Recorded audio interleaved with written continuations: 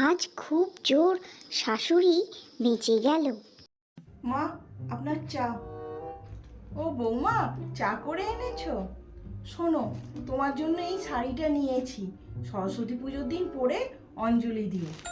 এইখানে রাখছি, মনে করে তুলে রেখো। দাও, চাটা দাও।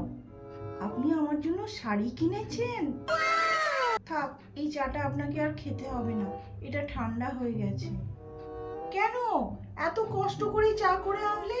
দাও, আমি ওটাই খাবো।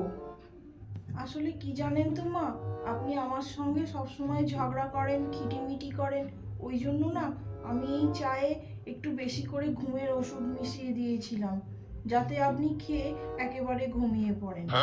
আপনি আমার জন্য নতুন শাড়ি কিনেছেন, এটা দেখে আমি বুঝতে পারলাম আপনি আমায় কত ভালোবাসেন। তাই আর এই চাটা আপনাকে দিতে ইচ্ছা করছে না। যাই, আমি আবার নতুন করে আপনার জন্য চা করে আনি।